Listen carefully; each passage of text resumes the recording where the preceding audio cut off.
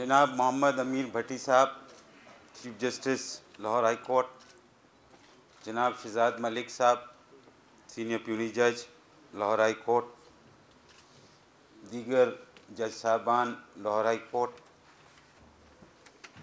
जनाब Ahmad Owais, chairman Pakistan bar council and advocate general Punjab, जनाब फरहान शहजाद साहब, vice chairman Pakistan bar council Punjab, Punjab bar council, sorry हम supreme court में होते हैं तो वो पाकिस्तान बार काउंसिल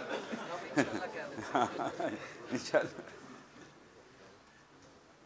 सबसे पहले तो मैं पंजाब बार काउंसिल को मुबारकबाद पेश करता हूँ इस बात की कि जो इन्होंने इक़दाम किए हैं, हालिया जो अदालतों में वाक़यात हुए हैं और उन पे जो इन्होंने इक़दाम लिए हैं, मैं समझता हूँ वो इक़दाम बहुत अच्छे हैं और तारीफ़ के लायक हैं और मैं इसकी मुबारकबाद देता हूँ। ये इक़दाम बहुत ज़रूरी थे, ज़रूरी हैं और ज़रूरी रहेंगे। जब तक इन इक़दाम को आप नहीं करेंगे उस वक्त तक हमारे हालात बेहतर नहीं होंगे। ख़ास तौर पे वकीला बरादरी जिनका काम जजों की मावनत करना है, कानून बताना है, केस को आर्ग्यू करना है, एविडेंस रिकॉर्ड करानी है और बहस करना है अदालत में जाके अपने मुकदमे की, वो बजाय इन चीज़ों को करने के जज के साथ बदतमीज़ी करें, उसके साथ नाजेबा ज़बान इस्तेमाल करें, उसके साथ फिर फिज़िकल हो जाएं, ज़ोदकोप करने की कोशिश करें या ज़ोदकोप कर दें उनको।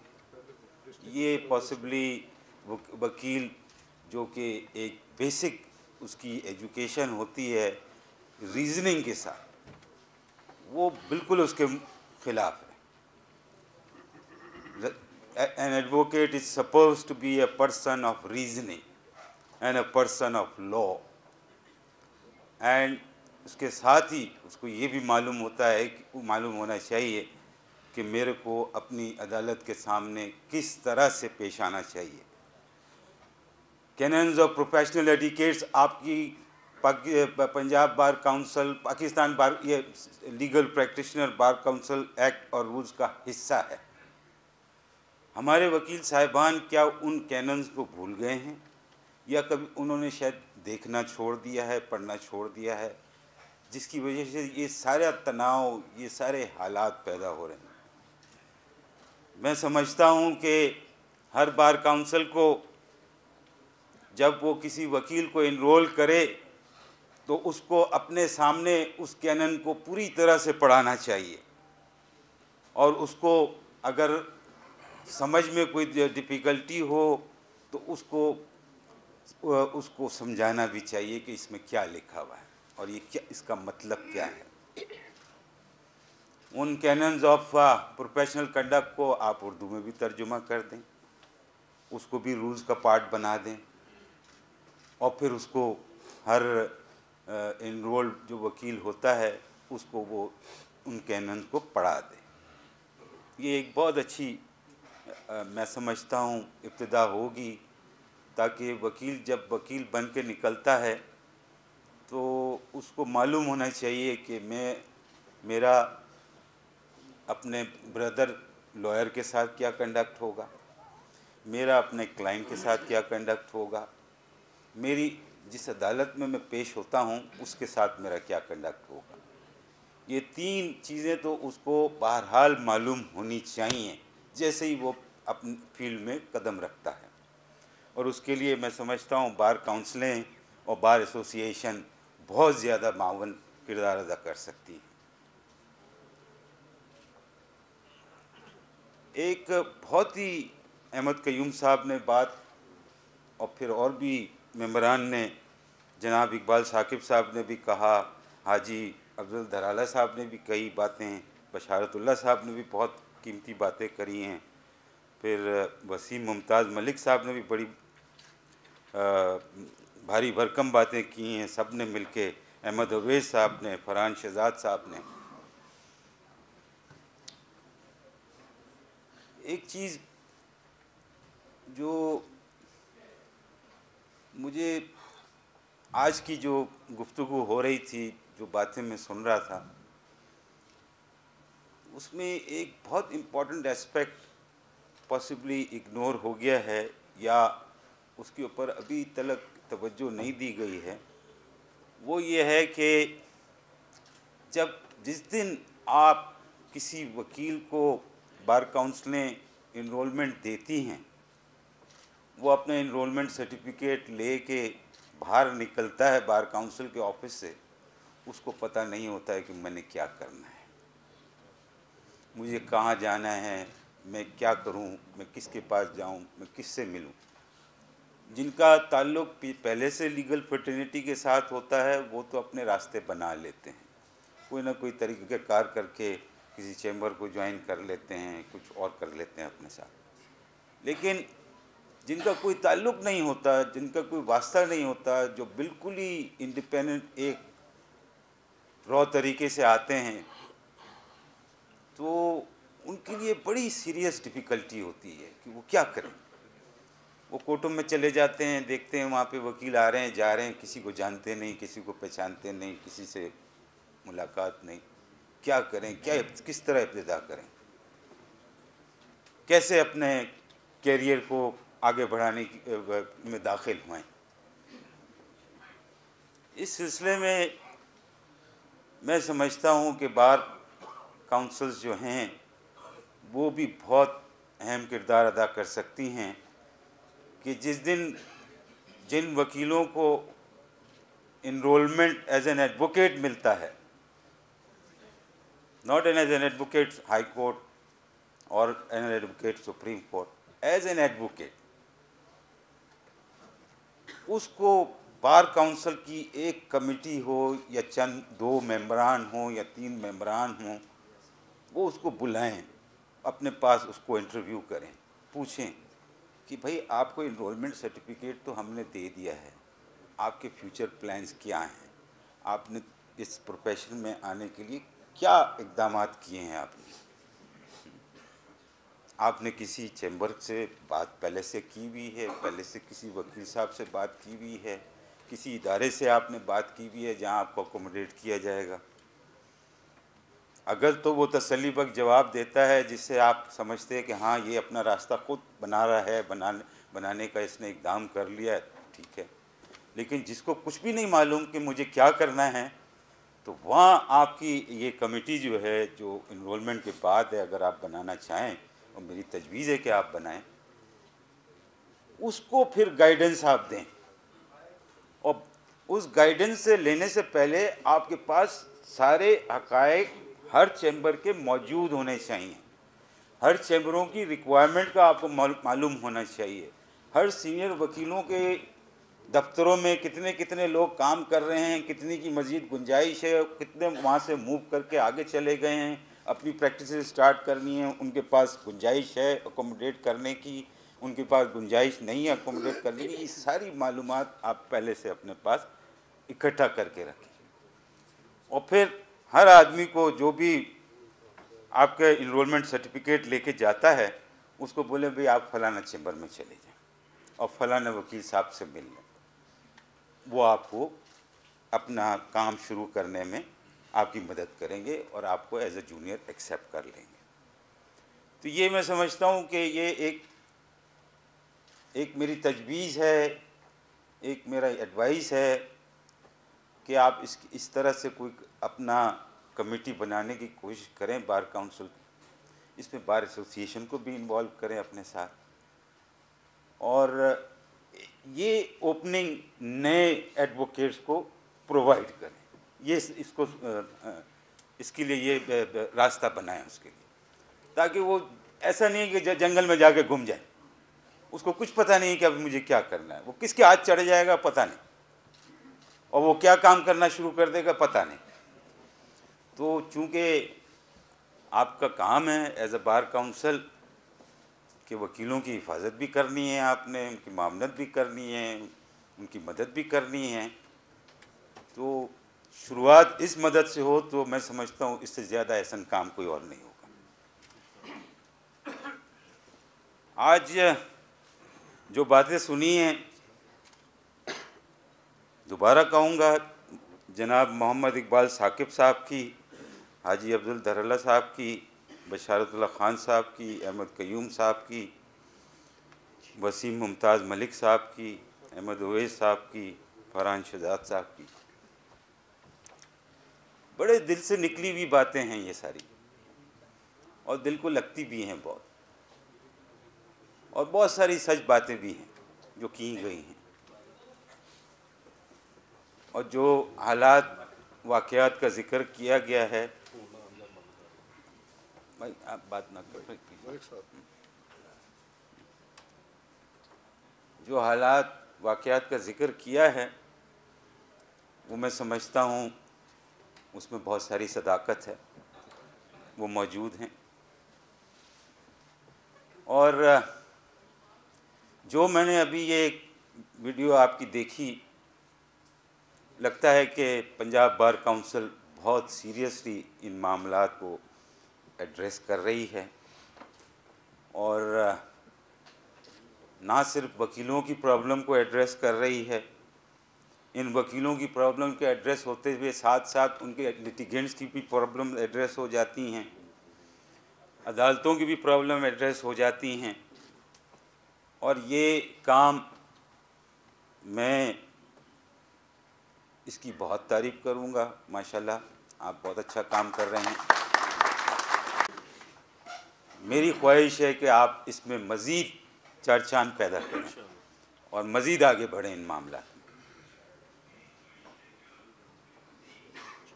वकला और जज साहबान का एक चोली दामन का साथ है, ये कभी एक दूसरे के एडवर्सरी हो नहीं सकते, ना हैं।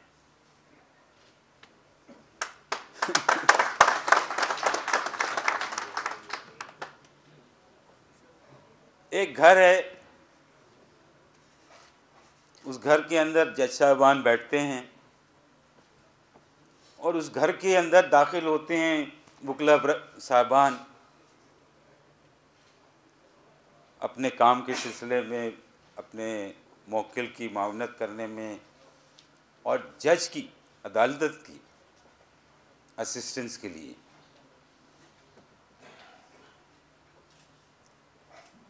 तो ये जज और वकला बरादरी जो है ना, जज तो अपनी कुर्सी पे बैठा होता है, सुन रहा होता है, वकीलों के फैसले दे रहा होता है। असल काम इस घर की हिफाजत करने का जो तारीखी तौर पे होता रहा है, ये वकला ने नहीं किया हमेशा,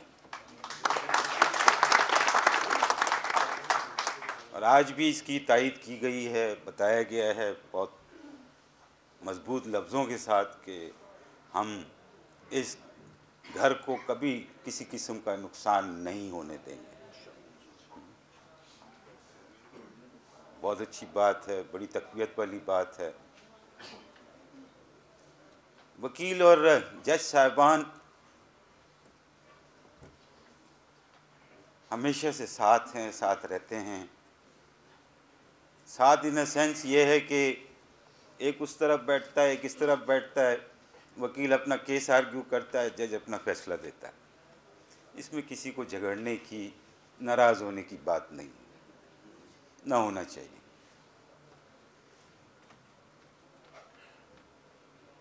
दो साइड के वकील होते हैं,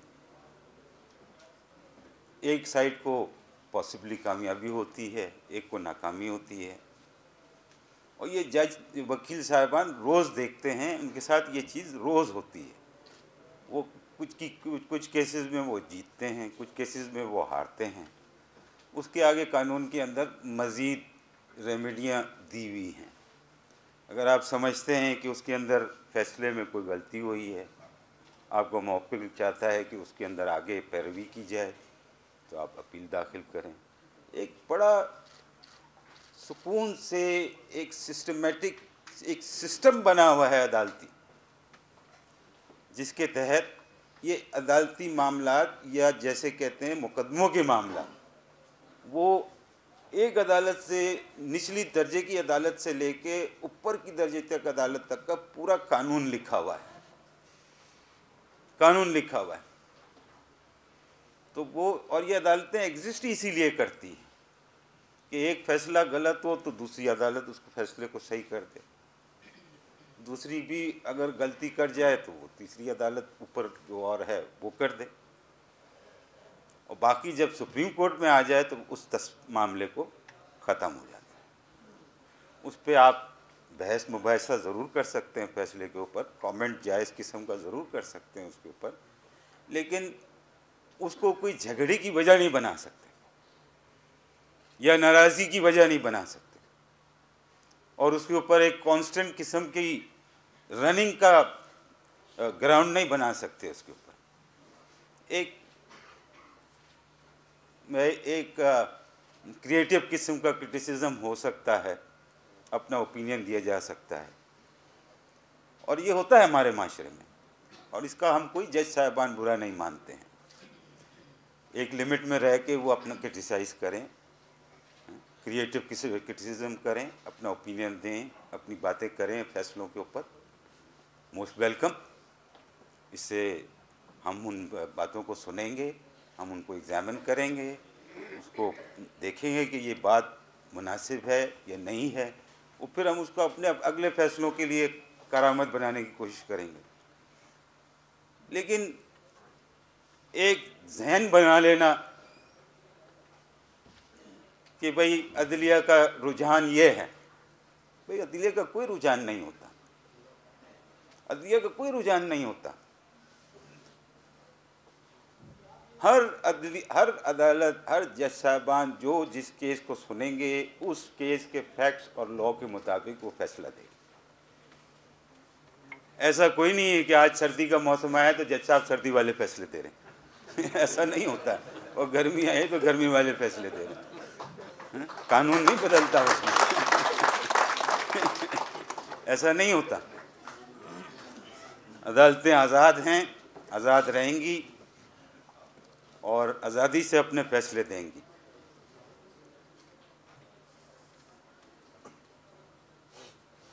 हमने कम से कम हमेशा से ये किया है, अपने जजों को भी मैं देखता हूँ वो भी यही कर रहे हैं, और मेरी दुआ है कि ये सब इदारे ऐसे ही चलते रहें, अच्छी तरह से चलते रहें, और मुतहर्रिक होकर चलें, तरक्की पाएँ। साथ ही साथ वकला और जज कोर्ट के मामलात भी बहुत अच्छी तरह से चलें। हम मुस्तकिल बात करते हैं बार के मेंबरान के साथ, आपकी लीडरशिप हमारे पास जब भी आने को कहती है उनको हम बहुत मोस्ट वेलकम करते हैं, उनकी बात सुनते हैं, उनके कोई मसाइल होते हैं उसी वक्त जो हल होने वाले होते हैं उनको उसी वक्त हल करने की कोशिश करते हैं और कर भी देते हैं। और कुछ मामलात या मसाइल ऐसे होते हैं जिसके अंदर तवज्जो चाहिए होती है और दूसरे लोगों का भी इनपुट चाहिए होता है, तो उसको फिर रख लेते हैं कि चलो मज़ीद इसके ऊपर गुफ्तगू करेंगे और दूसरों की भी इनपुट लेंगे इसके ऊपर, और वो भी फिर अल्टीमेटली कोई ना कोई उसका सेटलमेंट हो जाता है। अभी एहसन भुन साहब आपके president supreme court bar association elect हुए हैं, इन्होंने मुझसे आके बात करी है, बहुत ही लंबी गुफ्तगू करी है, ऑलमोस्ट 2 घंटे बैठे रहे मेरे पास, और सारे एक एक करके इन्होंने अपने बातें की जो जो ये करना चाहते थे। कुछ बातें जैसी थी ऐसी जिसको उसी वक्त मैंने कहा कि ये तो हो जाएंगी, लेकिन कुछ ऐसी चीज़ें हैं जिसके ऊपर हमें वर्किंग की ज़रूरत है। तो उन्होंने कहा साहब मैं फिर दोबारा आएंगे, बात करेंगे मामला। तो ये एक कांस्टेंट प्रोसेस है वकील और जजों का। तो वकील के अंदर और जजों के अंदर किसी किस्म का टेंशन होना, ये तो बात मेरे को समझ में नहीं आती, ये कैसे होता है, ये मुमकिन नहीं होना चाहिए। आपके यहाँ एक SOPs बने होने चाहिए या कोई रेगुलेशंस बने होने चाहिए। इसी तरह से हमारी कोर्ट में भी किसी किस्म के रूल्स और रेगुलेशन बने होने चाहिए कि अगर किसी वकील को कोई पर्सनल प्रॉब्लम किसी कोर्ट के साथ है तो वो उस चैनल पे जाके अपनी बात कह दे, जांच करना शुरू कर दे वहाँ पे खड़ा होकर, और ये क्या कि मेरे पास कोई रास्ता नहीं है इसके अलावा। नहीं, ऐसा नहीं। अगर मैं समझता हूँ अदालती मामलात में तो हमारे पास ऐसे चैनल ऑलरेडी हैं, लेकिन आप बुक क्लब में भी बार काउंसिलें हैं, बार एसोसिएशनें हैं, उनको इस किस्म के चैनल बनाने चाहिए ताकि वकीलों की जो भी मसाइल हों, प्रॉब्लम हों अदालत से रिलेटेड, उसकी फ़ौरन उसका टाइमलाइन देना चाहिए कि इतने दिन के अंदर ये प्रॉब्लम उसकी सॉल्व होगी, हैं, उसकी बात की कोई ना कोई उसका नतीजा निकलेगा। तो बार उसकी बात सुनेगी, बार अपने रिप्रेजेंटेटिव लेके जज साहब के पास जाएगी, जज साहब से मिलेगी, और जज साहब से मिलने के बाद अपना इंडिपेंडेंट ओपिनियन बनाएगी और अपनी बात बता देगी कि ये है, और अपना सोल्यूशन उसका निकाल लेंगे। ये हमारे पास सबसे बड़ा मसला जो है अदालत में वो पेंडेंसी ऑफ केसेस का है। वो हमारे को थोड़ा सुप्रीम कोर्ट में भी है, हाई कोर्ट लेवल पे भी है, डिस्ट्रिक्ट जुडिशरी में भी है। ये कोरोना पेंडेमिक ने हमारे थोड़ी सी ये सिचुएशन क्रिएट की है, और ये कोरोना पेंडेमिक से अब तो शुक्र है पाकिस्तान के अंदर कुछ बेहतर हालात हैं। अल्लाह करे ये बिल्कुल इससे हमारी जान छूट जाए, लेकिन ये अभी तक है। अभी कल क्या हो हमें नहीं मालूम। एक आए दिन नई नई खबरें आती रहती हैं कि ये वेरिएंट आ गया, वो वेरिएंट आ गया, वो वेरिएंट आ गया। I don't know what's going on. ये किसी को इल्ज़ाम देना मुनासिब बात नहीं है, लेकिन अगर कोई वबा है तो वो है, उसको डील करना चाहिए। तो इस वबा की वजह से हमारे पास पेंडेंसी बढ़ गई है, और भी कुछ वजूहात थी जिनका जिक्र करना मुनासिब नहीं है। लेकिन अब मैं आपसे ये रिक्वेस्ट करता हूँ कि आप लोग हमारे साथ आएँ, बैठें, बात करें और इस पेंडेंसी को ख़त्म करने की कोशिश करें। हमारे जज साहब तैयार हैं करने के लिए। बुकला बरादरी को भी इसी तरह से करें। मैं अपनी अदालत में जितने केसेस में लगते हैं, मैं वो केसेस पूरे सुन के उसी दिन कोर्ट में बैठे हुए डिसाइड कर देता हूँ। मैं कोशिश करता हूँ कोई केस एडजर्न ना हो। ऑफिस को इंस्ट्रक्शन है कि अगर किसी में एडजर्नमेंट आई हुई है या कोई प्रॉब्लम है तो वो केस को निकाल के दूसरा केस लगा दे मेरे साथ, क्योंकि एक दफ़ा मेरे पास लिस्ट हो गया, that I will decide it on that very day.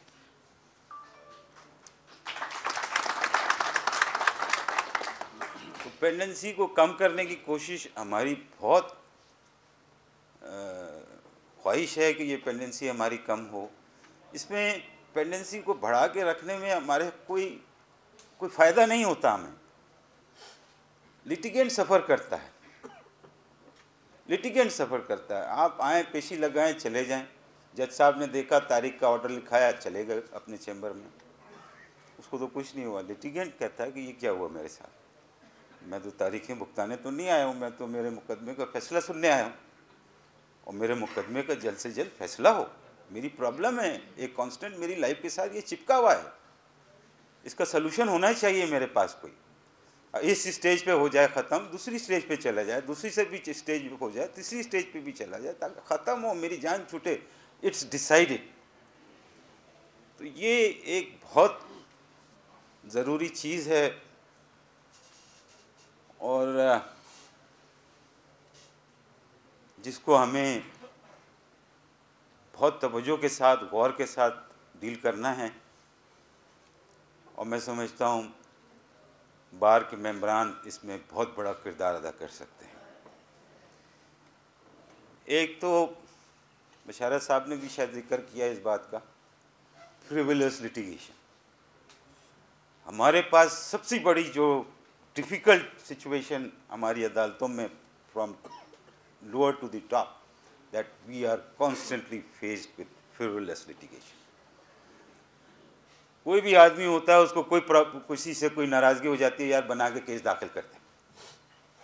अब वो क्रिमिनल भी केस दाखिल कर देता है, वो सिविल भी दाखिल कर देता है, दूसरा आदमी लटक गया, उसको वो तो कहता है चलो मेरा तो काम बन गया, इसको लटका दिया।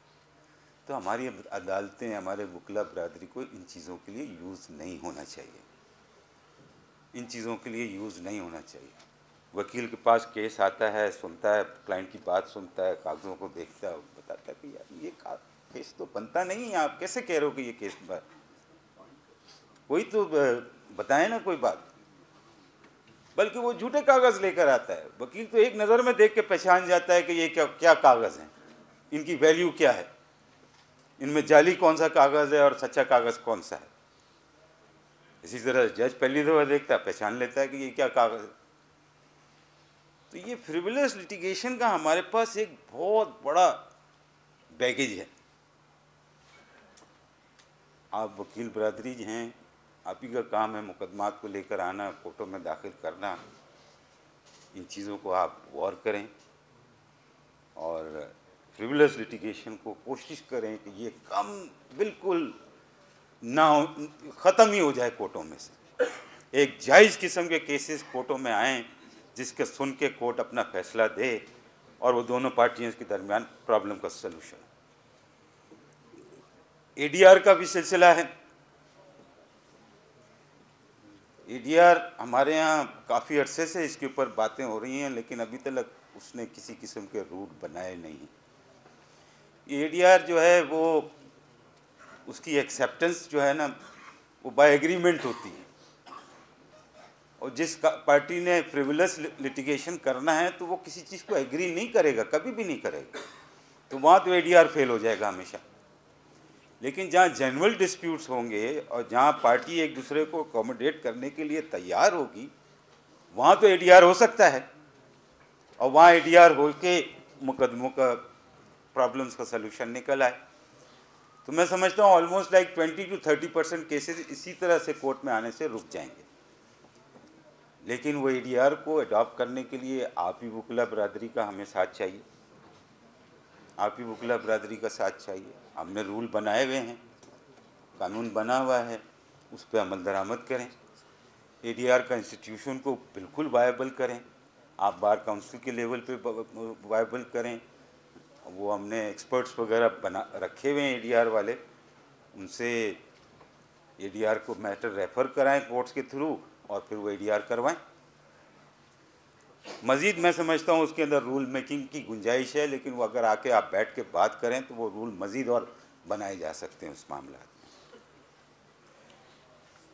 एडजमेंट का मसला है वकीला बरादरी का, ये जैसे किसी जज साहब के पास अगर 50 केस लगे हुए हैं, ऑब्वियसली वो 50 केस तो एक दिन में सुन नहीं सकता है, ये तो हकीकत है। लेकिन कुछ ऐसे केसेस होते हैं, कम से कम 10 केसेस ऐसे होते हैं वो जज साहब सुन सकते हैं। और वो सुनने वाले केस जो 10 केसेस हैं उसमें अगर एडजमेंट आ जाए तो वो पूरा का पूरा बोर्ड ख़त्म एडजन हो जाता है।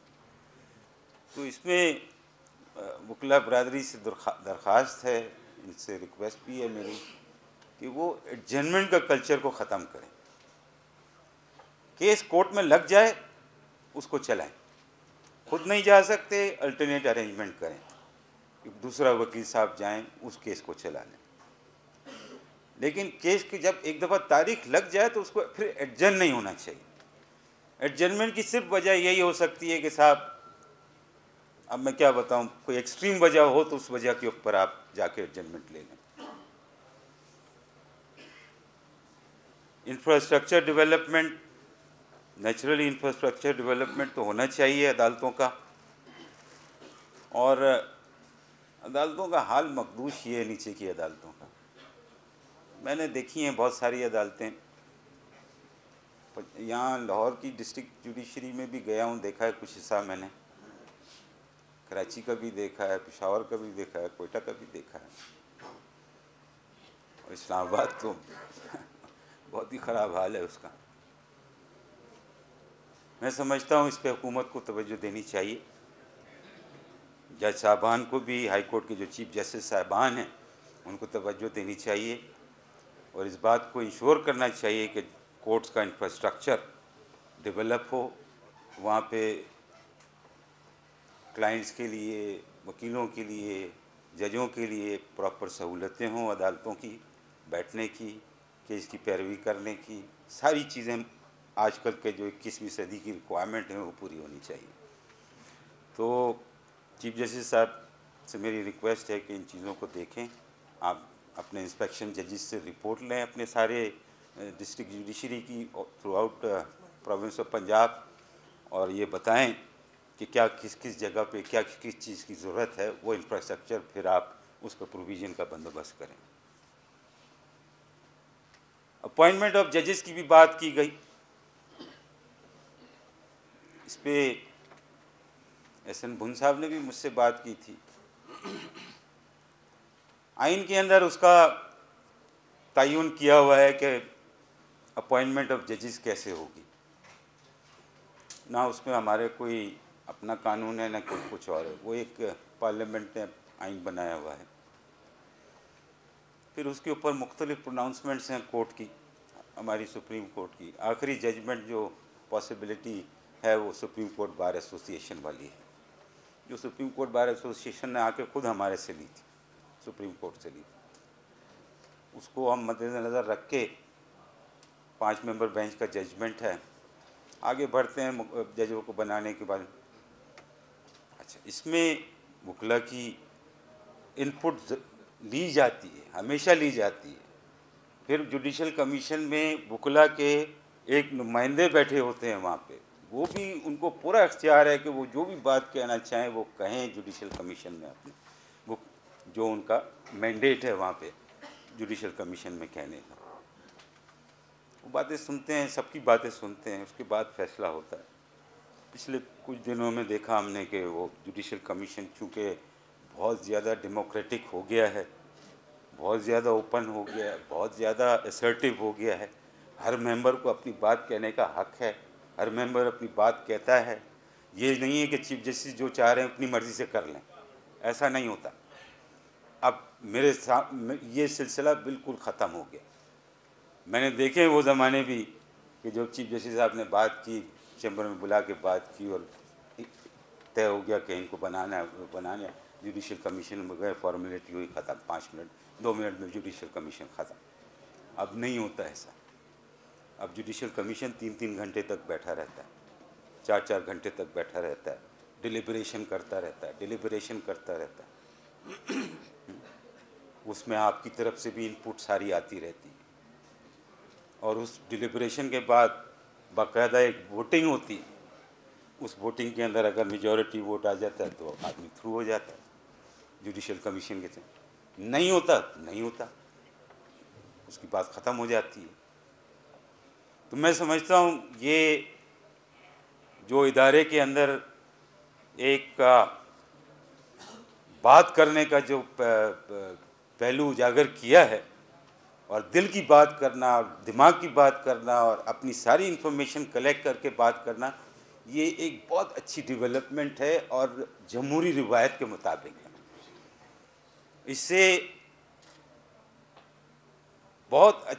इससे जजों के सिलेक्शन के मामले में बहुत काम ये सपोर्ट करेगा ये जो तौर तरीका है जुडिशल कमीशन ऑफ पाकिस्तान का। और अच्छे से अच्छे लोग माशाल्लाह आएंगे, जजेस बनेंगे। तो ये भी एक प्रोसेस है, चल रहा है, और कोई आजमाइश नहीं है इसके अंदर। ये एक प्रोसेस है जो इंडक्ट हो गया, और इस इंडक्शन को इंशाल्लाह हम आगे चलाते रहेंगे, और एक जमहूरी रिवायत के तहत मामलात को डिसाइड करेंगे कि कौन जज के हमारी जुडिशल कमीशन की मेजॉरिटी जिसको चाहती है बनाना वो बनाएगी, और जिसको नहीं चाहती नहीं बनाएगी, बात ख़त्म है। चीफ जस्टिस का इसके अंदर कोई ना तो कोई कास्टिंग वोट है ना कुछ है, he has got a single one vote. अगर मेंबर्स एग्री करते हैं जुडिशल कमीशन के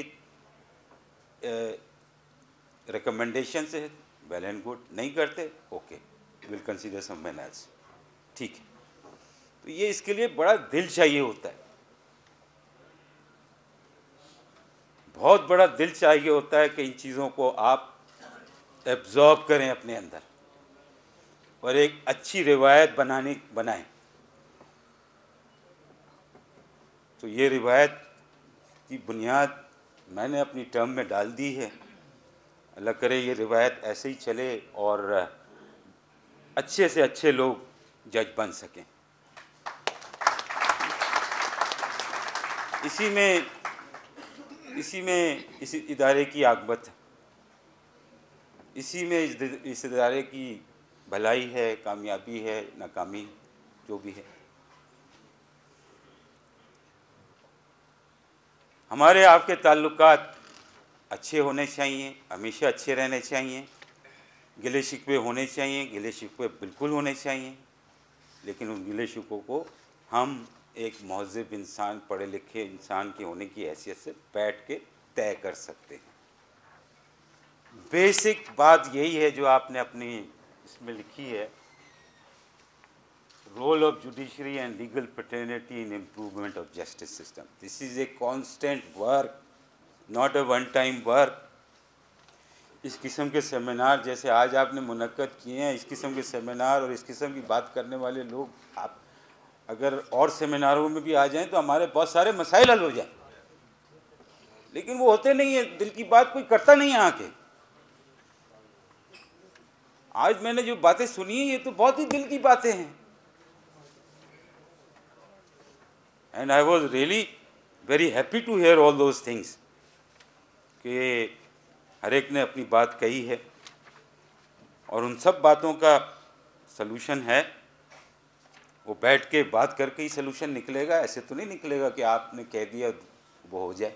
बैठें, आएँ, कोई ऐसा बात है जिसको आपको बैठ के तय करनी है, अली है, उसको बैठ के बाकायदा डिस्कशन करके तय करके हम करेंगे। बाकी रूल ऑफ लॉ हमारा काम है, protection of fundamental right, Ahmad Owais साहब, ये हमारा काम है, हम इसको छोड़ नहीं सकते। ये हमारे आईनी ड्यूटी है, ये हमारी आईनी ड्यूटी है। अगर इसमें हम फेल होते हैं तो ये we are violating our own oath. We are not delivering on our oath. We are not performing function which we are required to do by law and by constitution. So this is the first and the foremost thing that the Supreme Court of Pakistan, so also the High Courts of all the Pakistan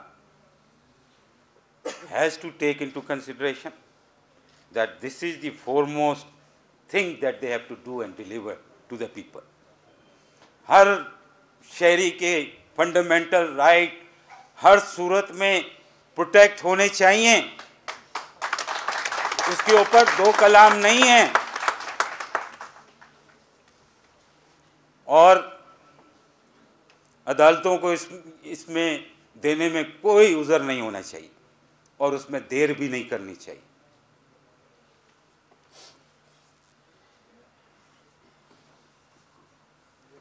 ये इकबाल साकिब साहब ने कोई बात की थी, उसका जवाब फिर चीफ जस्टिस साहब ने दे दिया। चीफ जस्टिस साहब ने भी बहुत अच्छी बात की चैम्बर्स की कि लोग नए वकील जो आते हैं उनको चैम्बर्स मिलने चाहिए, और वही बात मैंने आपको शुरू में बताई। अहमद अवैस साहब ने कुछ चीज़ों की तस्वीर अच्छी नहीं खींची। मैं नहीं समझता ऐसे कोई हालात हैं, और अगर ऐसे कोई हालात हैं तो उसका हम मुकाबला करेंगे।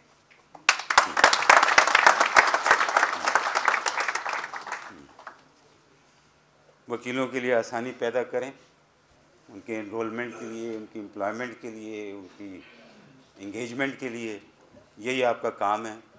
हमारे से कोई मावनत की ज़रूरत है, हेल्प की ज़रूरत है, हमारे इदारे से कोई रिलेटेड चीज़ें आप ज़रूर आएँ, बताएं, हम उसको देखेंगे, सुनेंगे, उसमें इंशाल्लाह कोई रास्ता निकालेंगे, फैसला करेंगे। मुझे बड़ी खुशी हुई आज इस इजलास में आने की, और मैंने बहुत अच्छी बातें सुनी और बहुत अच्छी बातों को मैं जहन में लेके जा रहा हूँ। थैंक यू वेरी मच, बहुत शुक्रिया।